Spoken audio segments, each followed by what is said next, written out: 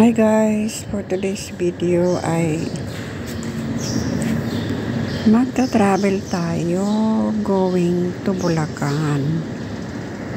May purpose po ang ating pagbibiyahe palagi. Kasi may ginagawa doon sa bahay ng anak ko kaya dinadalaw ko sila palagi. Mahabang biyahe po guys, going to Bulacan. And nag-i-enjoy rin naman ako for traveling naman.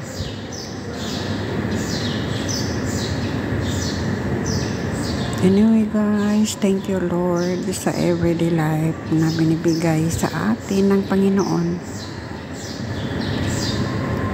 Dapat tayo magpasalamat sa bawat minuto, bawat segundo, bawat minuto,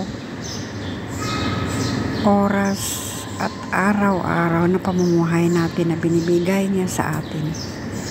Thank you so much Lord na safe tayo palagi.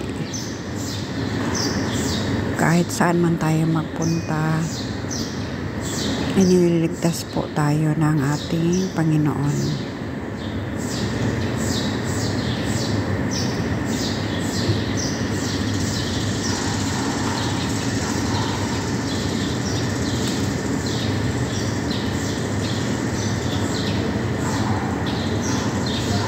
Ito ang journey natin sa araw-araw nating buhay. Kahit gaano pa man kahirap at kabisi ay gagawin talaga natin para sa ating mga anak. Masaya ako sa achievement na narating niya sa buhay. Kaya ako ang pinakaunang masaya.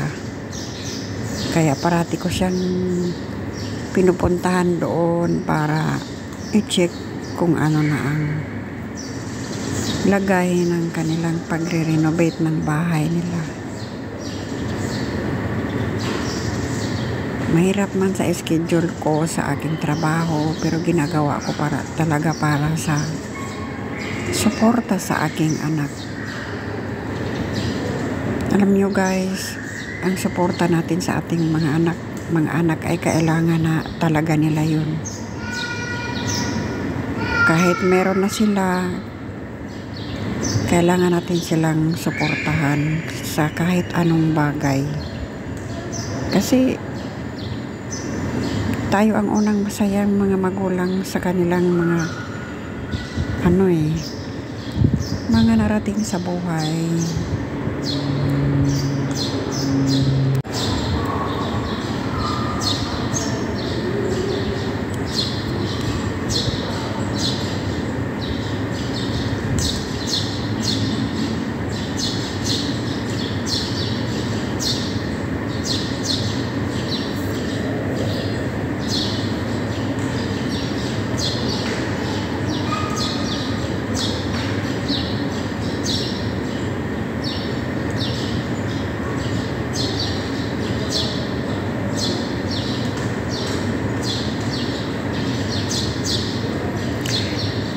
Wala man tayong maitulong sa ating mga anak na pinansyal, pero ito ang ating suporta sa kanila, ang ating pagtulong ng yung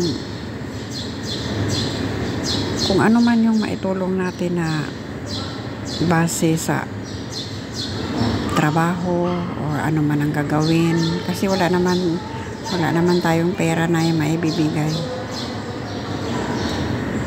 Kaya ang parang moral na lang na support ang ibibigay natin.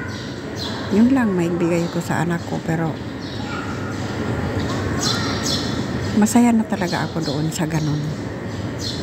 Hindi naman niya hinihingi sa amin na tulungan ng pinansyal kasi meron naman sila. At yun ay pinagpasasalamat ko talaga sa Panginoon na sa lahat ng bagay na pinansyal, tungkol sa pinansyal ay wala akong pinoproblema sa anak ko. Kasi lahat talaga ay kaya naman niya. At ipakikita ko na lang sa inyo guys ang aking pinupunta.